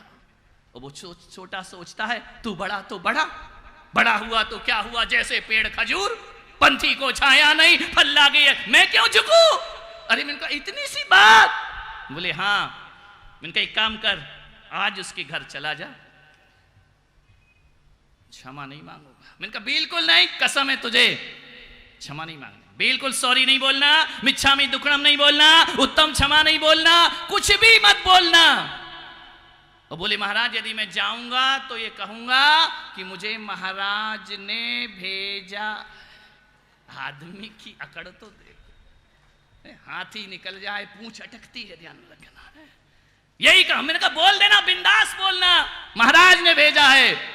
तो बोले क्या कहना है मुझे जाके? बस मैंने कहा इतना कहना कि मेरे भैया पर्युषण पर्व खत्म हो चुके हैं, सारी समाज को मैं न्योता दे रहा हूं, सारी समाज आए या ना आए, कल तू परिवार सहित मेरे घर में भोजन करने जरूर आना। कोई सॉरी नहीं, कोई क्षमा नहीं, अपनी नाक नीची नहीं करना, बस इतना कहना। बोले महाराज यदि मैं ऐसा कह दूं कि ये निमंत्रण महाराज की तरफ से आया है, तो मैंने कहा चलेगा, कोई बात नहीं, चल जाएगा, तू मेरा नाम ले देना। बोले महाराज एक बात ध्यान रखना। मैंने कहा क्या? और यदि वो नहीं आया तो जितनी आपको मेरी धुलवाना थी ना, सब इज्जत मेरी मिट्टी में मिलो। मैंने कहा वो छोड़ दे, तू जा एक बार। उसने कहा ठीक है जाता हूं। गया, सुबह सुबह का समय, छोटा भाई लॉन में बैठकर अखबार पढ़ रहा है। पढ़ते पढ़ते क्या देखता है कि दरवाजे, उस लॉन का दरवाजा खुलता है, बड़ा भाई आ रहा है। उसने अखबार को देखा, ये कैसे आ रहा है? 7 साल हमने एक दूसरे को देखा नहीं, ये आज मेरे घर क्यों आ रहा है? आते गया भाई, आते गया, उसने अखबार से चेहरा ढक लिया। मिलो ना तुम तो हम घबराएं, मिलो तो आंख चुराए हमें क्या हो गया है। ध्यान रखना। अब शर्म भी आ रही है, क्या कर रहे हैं? जाके बड़ा भाई बाजू में खड़ा हो गया, अखबार रखा, भाई को देखा नीचे से ऊपर तक। बड़े भाई ने छोटे को देखा, बोलने की जरूरत नहीं पड़ी, छोटा भाई खड़ा हो गया, मुंह से कुछ नहीं बोला, हाथ से बोला बैठिए। उसने कहा छोटे मैं बैठने नहीं आया हूं, मुझे महाराज ने भेजा है। छोटे ने कहा कि कोई बात नहीं। बोले एक काम करेगा? बोले हाँ। बोले मेरे खातिर नहीं, महाराज की खातिर। बोले बोलो भैया क्या बोलना चाह रहे हो? बोले कल तेरे पूरे परिवार का भोजन मेरे घर में होगा। छोटा भाई उठा कि मेरे पूरे परिवार का भोजन तुम्हारे घर में? जब से भैया लड़ाई हुई है हमने उस गली में जाना छोड़ दिया है, लेकिन गुरुदेव का आशीर्वाद है भैया मैं कल तुम्हारे घर भोजन करने जरूर आऊंगा, परिवार के साथ आऊंगा। चरणों में गिर पड़ा। जैसे ही चरणों में गिरा, बड़े भाई ने उठाया और अपने छोटे भाई को अजान बाहुओं में भर लिया, छाती से लगा लिया। दोनों की अश्रुधाराएं बह रही हैं, जार जार आंसू। रो रो कर दोनों भाइयों ने एक दूसरे के कंधों को गीला कर दिया। ऐसा लगा कि 7 साल की दुश्मनी एक प्रेम के आंसुओं में पवित्रता को प्राप्त हो गई। मैं जरूर आऊंगा भैया, ध्यान रखना, आपने बुलाया है, मैं आऊंगा, मैं आऊंगा। गुरुदेव से कहना कि तुम भी उनके चेले हो और मैं भी उनका चेला हूं। जब उनकी आज्ञा पाके तुम आ सकते हो तो उनकी आज्ञा पाके कल मैं भी तुम्हारे घर भोजन करने के लिए आऊंगा। मान्यवर, ये सच्ची घटना है। दूसरे दिन छोटा भाई अपनी पत्नी, अपने बच्चों को लेकर 7 साल में पहली बार उसके घर भोजन करने को पहुंचा। जैसे ही भोजन देखा थाली पर, भाभी परोस रही, देवर जी 7 साल गुजर गए, कभी मैंने तुम्हें हाथों से पराठे बनाकर नहीं खिलाए। मुझे मालूम था ना जब तुम छोटे थे तो तुम मुझे मेरे पराठे बहुत अच्छे लगते थे। भाभी, आज तेरे हाथ के पराठे ऐसे लग रहे हैं, मेरी माँ तो मुझे जन्म में छोड़कर चली गई, लेकिन तेरे हाथ के पराठे किसी माँ की रोटी से ज्यादा सुगंधित लग रहे हैं, मुझे ध्यान रखना। भोजन किया छोटे भाई ने, उसकी पत्नी ने, बच्चों ने भोजन किया। छोटा भाई बोला, भैया एक काम करोगे, तुमने आज तो मेरे घर, अपने घर बुला लिया, क्या कल तुम मेरे घर भोजन करने को आओगे? बड़े ने कहा, बेटा बड़ा भाई बाप जैसा होता है, मैं जरूर तेरे घर भोजन करने के लिए आऊंगा। दूसरे दिन बड़ा भाई भोजन को पहुंचता है और जब दोनों भोजन करके मेरे पास दर्शन को आते हैं, उन्होंने कहा, महाराज हमने आपका आदेश माना। मैंने कहा, तुमने आदेश मेरा नहीं माना, ये भगवान महावीर की क्षमा वाणी का तुमने आदेश माना। ये है महावीर की क्षमा वाणी, ध्यान रखना। ये है महावीर का संवत्सरी पर्व, ये है पर्युषण पर्व। ध्यान रखना, दुनिया में हजारों धर्म होंगे, लेकिन केवल एक जैन धर्म ऐसा है जो दुश्मन से माफी मांगने के मंत्र दिया करता है। क्षमा मांगने वाला धर्म कौन है इस धरती पर? केवल अपने महावीर का धर्म है जो क्षमा को वीरता का आभूषण कहा करता है। क्षमा वीरस्य भूषणम। दोनों में बहुत प्रेम हो गया और मालूम है, यदि कभी वो आए तो आपसे मिलाऊंगा। उन दोनों भाइयों ने प्रण किया है कि जब भी गुरुदेव किसी कोने में रहेंगे, हम चातुर्मास में दर्शन करने जाएंगे तो दोनों भाई साथ जाएंगे, आशीर्वाद उनका प्राप्त करेंगे। मैंने क्या किया? कुछ नहीं, मान्यवर, 2 दिल। ध्यान रखना, दुश्मनी का सफर ज्यादा लंबा नहीं होता, कभी हम भी थक जाते हैं और कभी वो भी थक जाता है। ध्यान रखना, लड़ते समय बुरा लगता है, लेकिन बाद में काटना बहुत मुश्किल होता है। मैं नहीं जानता हूं कि यहाँ के भाई भाइयों में क्या संबंध है। मैं यहाँ ज़्यादा लोगों से परिचित नहीं हूँ, नया नया आया हूँ, 2-4 लोगों को ही मैं जानता हूँ, ज़्यादा को मैं परिचित नहीं हूँ। लेकिन आज आपसे एक निवेदन करना चाहता हूँ, एक ही सूत्र आपको देना चाहता हूँ कि यदि घर में प्रेम रखना है, परिवार में प्रेम रखना है, तो एक ही नियम आज यहाँ से लेके उठना कि रोज ना सही सप्ताह में 1 दिन, सप्ताह में 1 दिन ना सही 15 दिन में 1 दिन, और 15 दिन में 1 दिन नहीं सही तो महीने में 1 दिन अपने घर में सामूहिक भोजन परिवार का जरूर रखा करो।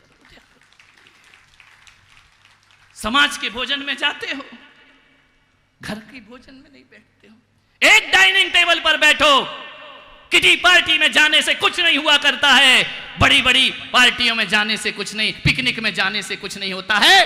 पूरा परिवार यदि एक थाली में बैठ करके भोजन करेगा, मैं कहता हूं वो भोजन भोजन नहीं, संत का प्रसाद और आशीर्वाद हुआ करता है। ध्यान रखिए, एक साथ भोजन करो, एक साथ बैठ करके भोजन करो, आनंद बरस जाएगा जीवन में।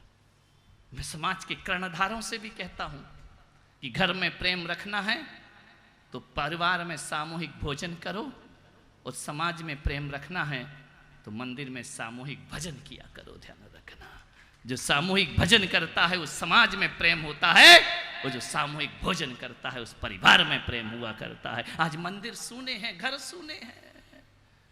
एक के घर में आहार को गया, विचार करो मुझे चौथे माले पर ले गया। मैंने आहार किया, आ गया। मैंने कहा ये 4 माले किसके हैं? बोले मेरे। मैंने कहा कितने लोग रहते हो? हम 2, हमारा कोई नहीं है। तो मैंने कहा यार 2 आदमी के लिए कटारिया जी 2 रूम बहुत हैं, 3 रूम बहुत हैं, ये 12-15 रूम 4 माला, क्या करते हो इसमें? मैंने कहा तुम्हारा भाई कहाँ है? बोले किराए पे रहता है कहीं। अरे मैंने कहा पागल हो गया है क्या? मैंने कहा तू मुझे आहार कराना था तो नीचे के फ्लोर में क्यों नहीं कराया, ऊपर क्यों लाया? बोले ऊपर नहीं लाता तो तुम मेरा मकान देखते कैसे? धत तेरे की आदमी। मैंने कहा जो मकान तू मुझे दिखा रहा है, ऐसी दौलत को मैं लात मार के संत बना हूं, ध्यान रखना है। ये मकान नहीं देखना, मुझे तुम्हारे मन देखना है, ध्यान रखिए। मैंने कहा एक भाई किराए पर रहता है और एक भाई के पास इतने कमरे हैं कि उन्हें भरने का सामान नहीं है तुम्हारे पास। मैंने कहा देख। बोले महाराज आज मैं धन्य हो गया। मैंने कहा क्यों? बोले आप आ गए, मेरा मकान धन्य हो गया। मैंने कहा मकान धन्य क्या करेगा? मकान तो ईंट पत्थर का बना है, वो क्या धन्य होगा?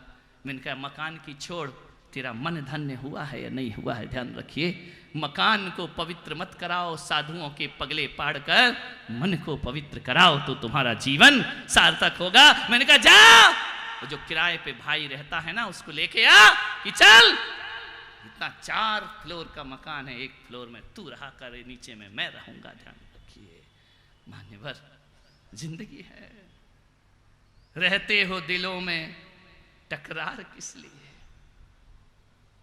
रहते हो दिलों में फिर दीवार किस लिए? छोटी सी जिंदगी, टकरार किस लिए? ध्यान रखना। कितने सामान कर लिए पैदा एक छोटी सी जिंदगी के लिए, मानवता को नष्ट भ्रष्ट कर दिया। नहीं मेरे भाई, प्रेम रखो अपने जीवन में। अंतिम बात कह के समाप्त करूंगा। नारायण कृष्ण, मुझे बड़े महापुरुषों से बड़ी प्रेरणा मिलती है। हस्तिनापुर गए संधि का प्रस्ताव लेकर। नारायण कृष्ण ने साथ सोचा कि युद्ध टलना चाहिए, युद्ध टलना चाहिए, प्रेम की स्थापना होना चाहिए, मोहब्बत होना चाहिए, परिवार बिखरना नहीं चाहिए, परिवार बड़ा मजबूत होना चाहिए। ध्यान रखना। एक आदमी मेरे पास आया, बोले महाराज 7 दिन में कौन सा वार अच्छा होता है? रविवार, सोमवार, मंगलवार। मैंने कहा मुझे नहीं मालूम कौन सा वार, मैं कोई ज्योतिषाचार्य नहीं हूं और मुझे ये सब नाटक आते भी नहीं है, मेरा तो एक अलग ही है। बोले क्या? मैंने कहा ना रविवार अच्छा होता है, ना शनिवार अच्छा होता है, ना सोमवार अच्छा होता है। 8 दिन के बाद एक 9वां दिन पुलक सागर बना रहा है, उस दिन को अच्छा कर लो, 7 दिन अच्छे हो जाएंगे। बोले कौन सा दिन? मैंने कहा 9वां दिन परिवार हुआ करता है, जो परिवार को अच्छा कर लेता है उसके 7 बार अपने आप अच्छे हो जाएगा। परिवार सुधार लो, रविवार भी शुभ हो जाएगा, मंगलवार भी शुभ हो जाएगा, शुक्रवार भी शुभ हो जाएगा। एक बार को सुधारो तो वह है परिवार। मान्यवर, नारायण कृष्ण ने समझा ये परिवार ना बिखरे। पहुंचे, पीतांबर धारण किए, मोर मुकुट धारण, बांसुरी कमर में बंधी हुई, द्वारिकाधीश चले जा रहे हैं। छोटे थे तो कान्हा कहलाते थे, जवान हुए तो मुरली मनोहर मदन मोहन कहलाने लगे। वो जब बड़े हो गए तो द्वारकाधीश के नाम से उन्हें संबोधित किया जाता। पहुंचे द्वारकाधीश रथ पर बैठकर, हस्तिनापुर की बीथियों से निकला वह रथ। एक छोटी सी झोपड़ी में एक अधेड़ उम्र की महिला ने देखा द्वारकाधीश आए हैं हस्तिनापुर में। बड़ा स्वागत हुआ, बड़ा सत्कार हुआ। वो अधेड़ महिला सोचती है क्या कभी द्वारकाधीश हम गरीब के झोपड़े में भी पधारेंगे? द्वारकाधीश ने देखा, मुस्कुराए, आगे चले गए। पहुंचे, जल्दी पहुंचाना पड़ेगा, नहीं तो रथ तो मेरे हाथ में है। मैं अभी यहां खड़ा करके कल भी पहुंचा सकता हूं। अभी हस्तिनापुर का थोड़ी है, तो अपने अहमदाबाद का रथ है और पुलक सागर सारथी है, ध्यान रखना है। लेकिन जल्दी पहुंचाऊंगा। जैसे ही पहुंचे, दुर्योधन के पास दुर्योधन से कहा कि दुर्योधन पांडवों से संधि कर लो, हस्तिनापुर का राज मत दो, 5 गांव उन्हें दे दो। क्यों इतने बड़े सर्वनाश को आमंत्रण देते हो? दुर्योधन ने कहा कि दे द्वारिकाधीश, तुम 5 गांव की बात करते हो, मैं उन पांडवों को एक सुई की नोक बराबर भी जमीन देने को तैयार नहीं हूं। ध्यान रखना दुर्योधन, एक बार और सोचो, मैं संधि का संदेश लेकर आया हूं। नहीं, दुर्योधन ने कहा नहीं हो सकता द्वारिकाधीश, सारी दुनिया से छल करना, हे छलिया मेरे से छल मत करना, एक सुई की नोक की बराबर भी जमीन में देने को तैयार नहीं हूं। तो द्वारकाधीश ने कहा तो फिर दुर्योधन, हे दुर्बुद्धि दुर्योधन, रणभूमि को तैयार हो जाइए, कुरुक्षेत्र की रचना होगी और वहां फैसला होगा कौन किसको कितनी जमीन देता है। दुर्योधन ने कहा कि नारायण तुम मुझे डरा रहे हो? बोले डरा नहीं रहे हूं, सावचेत कर रहा हूं। अब तुम्हारा मुकाबला हमसे हस्तिनापुर में कभी भेंट ना होगी, अब भेंट होगी तो कुरुक्षेत्र में भेंट होगी। तुमने संधि का प्रस्ताव ठुकराया है। दुर्योधन ने कहा जो भी हो, अब तो युद्ध ही इसका फैसला करेगा। दुर्बुद्धियों को समझ में थोड़ी आता है, लाख समझाओ, दुर्बुद्धि दुर्योधन, ध्यान रखना। तो कृष्ण ने कहा तो फिर मैं चलूं? दुर्योधन ने कहा ये राजनीति की बातें थी, आए हो महल में, चलो मोहन भोग बना है, 56 भोग बने हैं, भोजन ग्रहण करो। द्वारकाधीश ने कहा नहीं दुर्योधन, कैसे लोग थे पहले के कि शत्रुता में, राजनीति में भी मित्रवत व्यवहार रखते थे। पहले का जमाना जानते हो क्या होता था कि जब कोई खाने बैठता था ना, तो हमारे बुजुर्ग कहते थे जहां तक कोई भूखा हो, मेरी आवाज जा रही हो तो आओ मेरे घर में भोजन ग्रहण करो। पहले का वो जमाना था। पहले लोग सोचते थे कोई आवे तो हम खावे, और आज के सोचते हैं ये जावे तो हम खावे। ध्यान रखना, बदल गया जमाना, ध्यान रखना है। पहले आवाज दे के बुलाते थे। दुर्योधन आज नहीं, आज मेरा निमंत्रण कहीं और है। दुर्योधन ने कहा कि हे माधव, मैंने तुम्हारा प्रस्ताव स्वीकार नहीं किया, इसलिए तुम भोजन ग्रहण नहीं कर रहे हो। कृष्ण ने कहा नहीं नहीं, राजनीति अलग चीज है, मानवता अलग चीज है, मैं तुम्हारा रिश्तेदार हूं। लेकिन आज दुर्योधन मुझे माफ करो, मैं भोजन कहीं और करूंगा। रथ से लौट करके गए, जा रहा है रथ, अचानक रुका उस झोपड़े में, जाकर के दरवाजा खटखटाया, अरे दरवाजा खोलो। भीतर से आवाज आई, मेरे पति घर में नहीं है, मैं दरवाजा नहीं खोल सकती हूं। क्या मर्यादाएं थी पहले के लोगों की, कोई परपुरुष आ जाए तो द्वार नहीं खुला करते थे, ध्यान रखना। नारायण ने आवाज दी कि काकी दरवाजा खोल, देख कौन आया है। कौन आया है? कोई भी हो, काका अभी है नहीं, मैं दरवाजा नहीं खोल सकती हूं। काकी बहुत भूख लगी है, बहुत देर से भूखा हूं, एक अन्न का दाना भी नहीं खाया है। जैसे काकी के मन में ये बात पहुंची कानों में, कोई भूखा है तो भूखा आ जाए तो हम अपने मर्यादाओं के दरवाजे भी खोल दिया करते हैं। ध्यान रखना, कोई भूखा मेरे दरवाजे पे, बहुत भूख लगी है काकी दरवाजा खोल, काकी दरवाजा खोल। जैसे ही गई जाकर के द्वार खोलती है, काकी कोई और नहीं विदुरानी हुआ करती है, विदुर जी की धर्म पत्नी। उसने देखा कि द्वारकाधीश खड़े हैं मेरे आंगन में आकर के, मेरे दरवाजे पर खड़े हैं, मोर मुकुट धारण किए, पीतांबर वस्त्र लिए। सुध-बुध खो गई, बावली हो गई विदुरानी। अभी तो सोचा था कि कभी हम गरीब के झोपड़े में भी पधारेंगे। सोचो, जिसके घर साक्षात भगवान पहुंच जाए उसके पुण्य का क्या कहना। जिसके घर मुनि आहार ले ले उसके सौभाग्य का क्या। सुध-बुध खो गई विदुरानी, शब्द मौन हो गए, निशब्द हो गई। प्रेम के पास शब्द नहीं हुआ करते हैं। विदुरानी अंदर गई, बाहर गई। नारायण ने कहा कि काकी बैठने को भी नहीं बोलोगी क्या? क्या बोले, मुख बंद है। जब प्रेम गहरा होता है तो शब्द मौन हो जाया करते इशारा किया, खाट बिछाई, बैठो नारायण बैठो। काकी टाइम नहीं, जल्दी भोजन देते। भोजन? पागल हो गई, अभी तो भोजन है ही नहीं। कैसी जिंदगी किस मोड़ पे लाती है, भोजन ही नहीं है, अभी तो विदुर जी आए नहीं है। काकी जल्दी करो, ना भी नहीं कह सकती है, और भोजन अभी पक रहा है, हंडी में रखा हुआ है। कृष्ण कह रहे जल्दी भोजन दे, जल्दी दे, सहन नहीं हो रहा है। आओ देखा ना ताओ, आनंद फानंद में गई, इतनी ज्यादा बावली हो गई, प्रेम में कृष्ण के पीछे गई, आंगन में केले की डाल तोड़ करके ले आई। लो मद नारायण भोजन ग्रहण करो, अभी भोजन रसोई बनी नहीं है, फिर भी तुम भूखे हो। बैठ गई खाट के नीचे, ऊपर नारायण कृष्ण बैठे हुए हैं, छीलते जा रही है केले को, और मालूम ऐसी प्रेम में बावली हो गई, केला केला फेंकते जा रही है, और छिलका छिलका श्री कृष्ण को देते। उसे सुध बुध नहीं है। ऐसे ही होता है ना चौके में, शुद्धि बोलना भूल जाते हैं लोग, ध्यान रखना। कुछ बोलो और कुछ निकलता है मुंह से, ऐसे कांपते हैं, हे महाराज मन शुद्धि, आगे बोल, नहीं आ रहा ध्यान। भक्ति जब जगती है, विचार करो, केले के छिलके खिला रही है, केला फेंक रही है। इतने में विदुर जी आ गए। उन्होंने कहा कि मेरी झोपड़ी में प्रकाश कैसा है। संत जहां जाते हैं ना, उजाला छोड़ जाते हैं, ध्यान रखिए।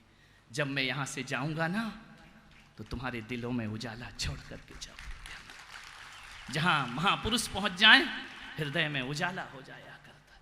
विदुर ने कहा मेरी झोपड़ी में ज्यादा हो गया समय, चलेगा कि फीचर फिल्म का शेष भाग कल? अभी भी सुनना है? बड़े सुनने वाले हो भाई। विदुर ने कहा कि उजाला कैसा है, मेरी झोपड़ी में प्रकाश कैसे फैल रहा है। अंदर गया तो क्या देखता है, नारायण खाट पर बैठे, विदुरानी नीचे बैठी, स्वागत कर रही है। अरे उन्होंने कहा पागल बावली हो गई क्या, क्या कर रही है? बोले चुप रहो, नारायण को भूख लगी है, भोजन करने दो। अरे बोली पागल जरा ये तो देख कि केले बाहर फेंक रही है और छिलके कृष्ण को खिला रही है। नारायण माफ करना, ये तुम्हारी भक्ति में डूबी है, इसे कुछ नहीं मालूम है, बावली हो गई है। केला खिला पागल, केला छिलके फेंक दे। विदुर जी ने केला दिया, जैसे ही कृष्ण ने मुख में रखा, केला फंस गया गले में। जैसे ही फंसा, नारायण ने थूक दिया केला। विदुर ने कहा क्या हुआ नारायण, कुछ गलती हुई? नारायण कृष्ण कहते हैं कि विदुर काका, जो स्वाद भक्ति के छिलकों में आ रहा था, वो ज्ञान के केलों में प्राप्त नहीं हुआ करता है। तुम ज्ञान के केले खिलाते हो, वो काकी भक्ति के छिलके खिलाती है। ध्यान रखना, जब प्रेम होता है ना जीवन में, तो मिर्च मसालों की जरूरत नहीं पड़ा करती है। प्रेम यदि हो तो राम सबरी के जूठे बेर खाते हैं। प्रेम हृदय में हो तो कृष्ण केले के छिलके खाते हैं, और प्रेम हृदय में हो तो महावीर उड़द के छिलकों का आहार ग्रहण कर लिया करते हैं। ध्यान रखिए, मिर्च मसालों की जरूरत नहीं होती है, प्रेम की जरूरत होती है। ऐसा तुम जानबूझ के मत करना रे मेरे साथ, नहीं तो आज ही छिलका लेकर के आ जाओगे कि ना तुम विदुरानी हो ना मैं नारायण कृष्ण हूं। ध्यान रखना, लफड़ा हो जाएगा वहां। जानबूझ के कुछ नहीं करना, वो तो हृदय की धारा बहती है। नहीं तो आ जाओ, कोई भरोसा, चंदू जी ले आए कि भाई लो मन शुद्धि वचन शुद्धि, बोले मेरा प्रेम है, छिलके खाओ। ध्यान रखिए, विचार करिए, ये प्रेम की बात है। आपसे एक निवेदन करता हूं, बस अंतिम बात समाप्त करता हूं। आपके घरों में जाना, रसोई घर है सबके घर में, बोलो है या नहीं, कि बाजार से ही आता है? बोलो, खाना तो बनाती हो? अरे ये कहां का प्रश्न पूछ लिया, आजकल तो सब नौकरानी बनाती है। नहीं, तुम्हारे यहां नहीं बनाती है ना, सौभाग्य से अच्छा पति मिला है, क्योंकि वो ही बना देता है, नौकरानी की जरूरत क्या है। ध्यान रखना। एक बार यही घटना घट गई, चलो इसको बाद में बताएंगे, समय हो रहा है। विचार करिए, आपके घरों में किचन होगा, उस पर बहुत से डिब्बे रखे रहते हैं, नमक, मिर्च, धनिया, मेथी, गरम मसाला, चाट मसाला, और क्या पूरी लिस्ट बताऊं का किराने की? ध्यान रखिए। आज जाना इस पुलक सागर की सभा से, मैं आज आपको एक मसाला और देता हूं, एक डिब्बा और दूंगा। जाना घर में, सब मसालों पर चिट लगी रहती है, नमक है, धनिया है, मेथी है, जीरा है, एक डिब्बा खाली रखना और उस पे आज एक चिट लगा देना और उसमें लिख देना प्रेम। ध्यान रखिए। आपसे निवेदन है, जब भी कोई माता बहनें भोजन बनाए ना, मिर्च मसाला डालो या ना डालो, प्रेम का डिब्बा जरूर उड़ेल दिया करो। ध्यान रखना, जिस भोजन में प्रेम होता है ना, वो रूखा सूखा भोजन भी स्वादिष्ट हुआ करता है, और जिस भोजन में प्रेम ना हो, 56 भोग भी बेकार हुआ करते हैं। इसलिए तुम्हें मालूम है ना, संतों के आहार के बाद चौके का भोजन बड़ा स्वादिष्ट लगता है ना, उसमें मिर्च है, मसाला है, कुछ नहीं है, तीखा है, कुछ नहीं है, ऐसा भोजन बनता है। ध्यान रखना, और हर कोई उसे प्रसाद समझ के ग्रहण किया करता है, आनंद आ जाता है उसे। मालूम है क्यों? क्योंकि हमारी माताएं बहनें जब रसोई बनाने चौके में जाती है ना, तो मिर्च मसालों पर ध्यान नहीं, गुरुओं के प्रेम पर ध्यान दिया करती हैं। इसलिए उनका उबला हुआ भोजन भी बड़ा स्वादिष्ट लगा करता है। प्रेम का भोजन तुम्हारे घर में जरूर होना चाहिए। मान्यवर, सब कुछ रहा और प्रेम ना रहा तो जिंदगी बेकार है। समय आपका हो गया, बस इतना ही निवेदन करूंगा। ये प्रवचन मेरा आधा है, और आधा इसलिए छोड़ा कि फिर कभी अहमदाबाद आया। नहीं, तुम क्या सोच रहे कि कल ही सुना दूंगा क्या पूरा? जब सब अभी सुना दूंगा तो अगली बार क्या सुनाऊंगा? ध्यान रखना, कभी तुमने बुलाया तो मैं भी आया। जब भी जी चाहे आवाज दे के बुला लेना मुझे, जब भी जी चाहे आवाज दे के बुला लेना मुझे। मैं कोई गुजरा हुआ कल नहीं हूं जो लौट के ना आऊं। ध्यान रखना।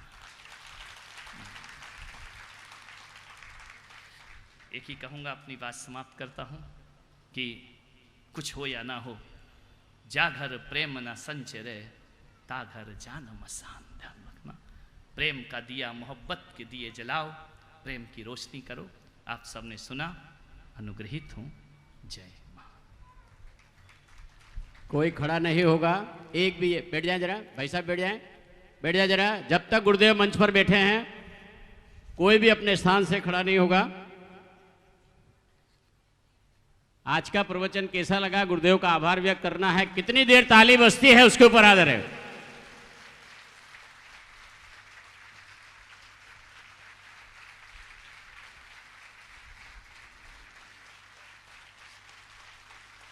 बस भाई, यही बजाते रहोगे। ये पीछे जो माता जी जा रही हैं, उनका समय हो गया है जाने से। नहीं, समय दे, ये विनय है। देखिए, मैंने सुबह भी कहा था 5 मिनट के अंदर नहीं, होगा। माता जी का समय हो गया। अच्छा, माता जी जब इस देश में बीजेपी का समय हो सकता है, तो माता जी का क्यों नहीं हो सकता है? ये देखिए कितना सुंदर। आज मैं एक बार अपने लिए ताली बजाए। एक भी सभा, 2 जन खाली उठे हैं। आपका बहुत बहुत धन्यवाद, क्योंकि हमारे ये दिगंबर जैसे बहुत से बाहर से भी लोग आए हुए हैं, उन्हें ये मालूम होना चाहिए कि इतना समय पर डिसिप्लिन से, अनुशासन से कार्यक्रम हो रहा है। दिगंबर जैन समाज भी ऐसा कार्यक्रम कर सकती है। नहीं, आज लेट हुआ है 5 नहीं, आपका लेट नहीं, हमारा शुरू कर देते। आप शुरू की अच्छा, बात तुम सही हो। हम सही है। तुम तो सुधर गए भाई। आइए, ओम प्रकाश जी का परिवार आएगा। आरती के लिए, महाआरती के लिए पूरा परिवार आ जाए। एक बात अभी जैसे गुरुदेव ने बताया है, आज जब यहां से उठेंगे आरती के बाद, मैं बोलूंगा जब भी उठना है 2 मिनट, आइए आइए आ जाइए। एक दूसरे से जय जिनेंद और मिलना है। लेडीज लेडीज से मिलेंगे और जेंट जेंट से। कोई लेडीज जेंट से नहीं मिलेगा। अपने अपने को एक दूसरे से मिलना है, और गुरुदेव देखेंगे कैसे मिल रहे हैं।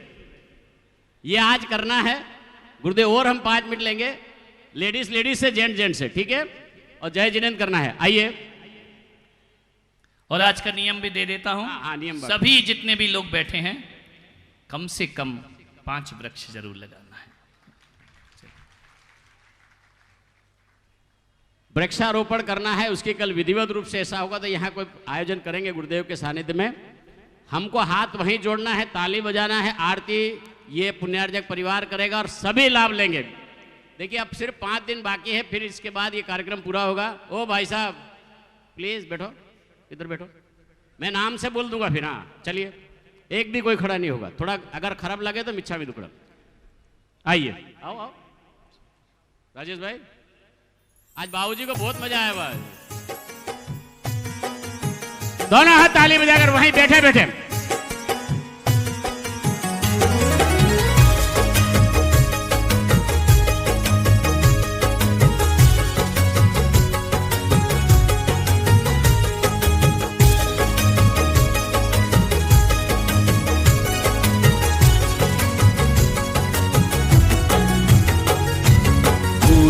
सागर जी आचार्य आज थारी आरती उतारो।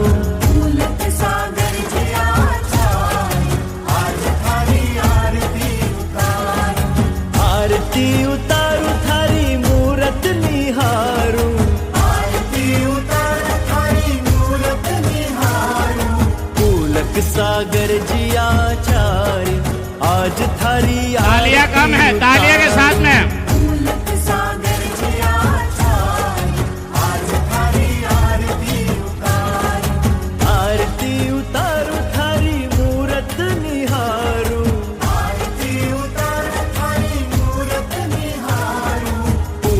सागर जी आचार्य आज थारी आरती उतारो। सागर जी आचार्य आज थारी आरती उतारो।